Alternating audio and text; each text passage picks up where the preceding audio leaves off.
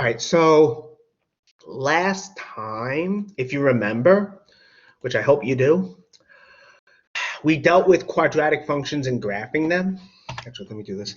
If you remember, what we actually saw was this. Let's see if I can get this. Here we go.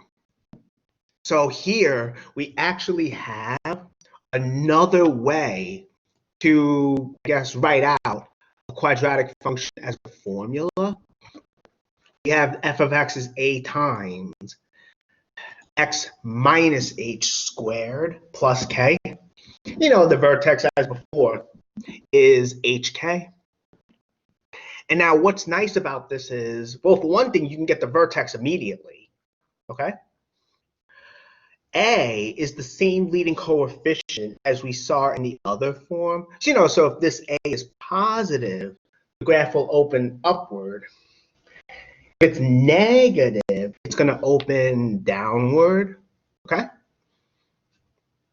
I was going to say, not only that, okay?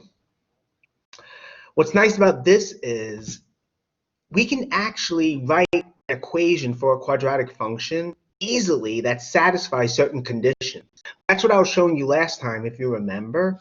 You know, if you know what the vertex is and you know a point on the graph, then you can actually use this to write out an equation for that quadratic function. I mean, you could do the same thing with the other form, but it's going to take a lot more work. So at first I thought about having you guys try this out, but let's do this together. So for instance, let's suppose we want to find a quadratic function whose vertex, as you can see, is -1, 3. And also it passes through the point 3, 5. So it passes through the point 3, 5, okay? Now, so we have this form. So since this is the vertex, -1, 3, remember the vertex is of the form hk. And so as I have here, you know, if 2 points are equal to each other, their coordinates have to equal each other. So because of that, we have h is -1. We have h here is -1. And k has to be 3. That's what I'm trying to say here. So h is -1, k is 3. Okay, that's good. So now we know a little bit about the function. We know what h and k are, so let's plug them in. -1, 3, we have this. So we have, so now remember, x minus -1 is x plus 1. In other words, from here, we're going to have a times x plus 1 squared plus 3. Remember, it's always x minus h. So it's always x minus h, okay? But since we have a -1, we would have a minus a negative. That becomes addition. Now, we're not quite done yet, right? And why is that? Because we don't know what a is. We got to figure that out. It's not too much trouble because we know it has to pass through a point. The function that does, the graph that is, has to pass through 3, 5. And what does this really tell us? This tells us f has to map 3 to 5. In other words, f of 3 is 5, as I have down here. Remember, the function always maps the x coordinate, excuse me, the function always maps the x coordinate to the y coordinate. So f of 3 has to be 5. And so from here, we get this. I replace x by 3, and f of 3 has to be 5, so that's what I'm using here. And so from here, we get this. You know, because 3 plus 1 is 4. 4 squared is 16. So from here, we get 5 is 16 times a plus 3. I put the A after 16. It's really a convention. I mean, if you left this as A times 16, I think it would be fine.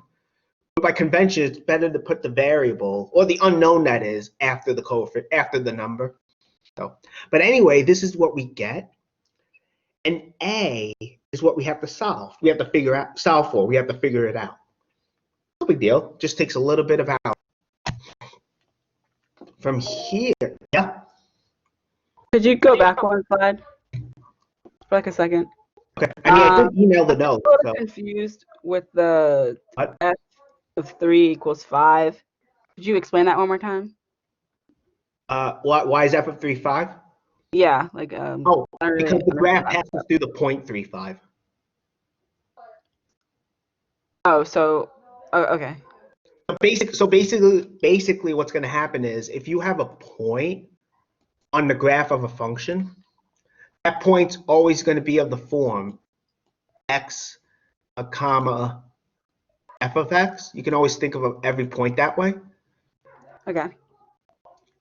And so what's going to happen is the function is mapping the x coordinate to the y coordinate. That's really what's happening. Does that help? Or yeah, that makes more sense. I mean, if you want, you can also, let me just say this also. You can also think of it this way. If you have, let's say, a correspondence diagram, 3, that's going to map from 3 to, no, wait, that's not going to help. No, I think what I said is enough, so let me get rid of this.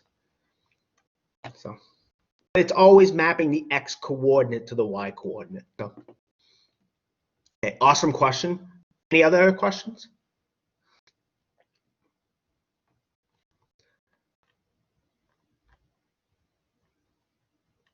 Okay. So basically what's going to happen here then is we have this, and we want to figure out what A is. Okay, so I wrote 16A plus 3 over here equals 5. That's the same thing as this, right? You could interchange both sides. Okay. Then we want to solve for A. No big deal. We just isolate it. In other words, we can subtract 3 from each side. We get 16A is 2, right? And so 16A is 2. We don't want 16A. We want A. What do? We divide both sides by 16.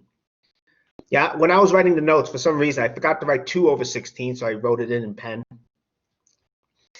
So we have A then is 2 over 16, which is 1 over 8. I mean, you don't have to write it as 1 over 8 because I didn't go through reducing to lowest terms. So if you left it as 2 over 16, that's fine. But this is what A is. And so because of that, we get f of x is 1 over 8. That's our A. Times x plus 1 squared plus 3.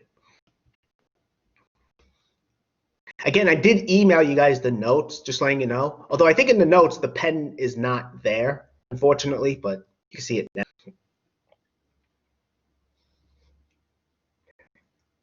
So this is our function.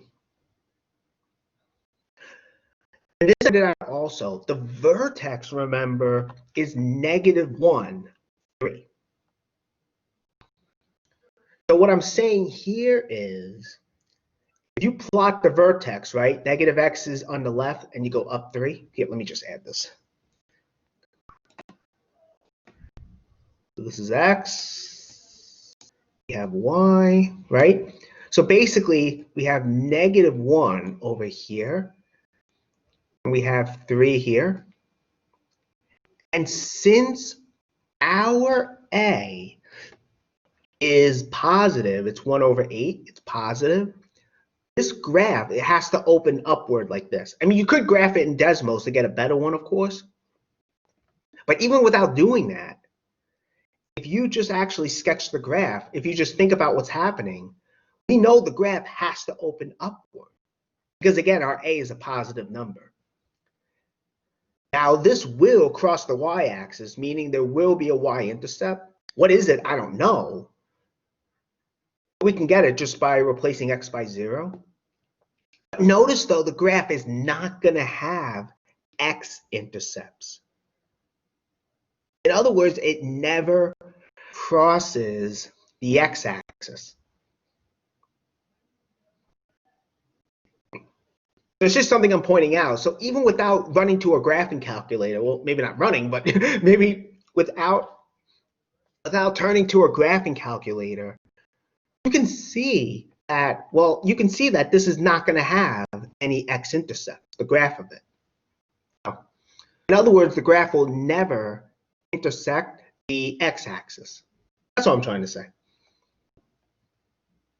I mean, I mentioned this for the other class. So I figured I mentioned it for you guys. So for everyone here, I mean.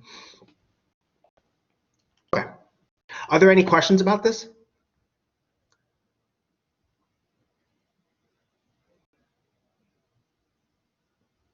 Okay. Let's do another one then. So for this one, our vertex is 4, -2. And it passes through the point 1, 7. And again, we're going to say f of x looks like this. We have to figure out what h, k, and a.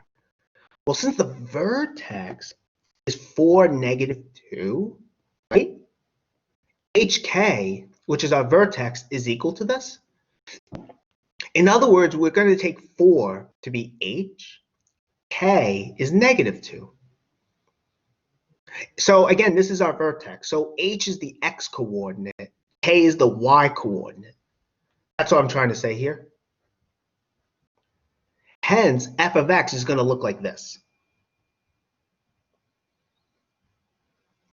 Now, are we done yet? Well, no, because we need to figure out what a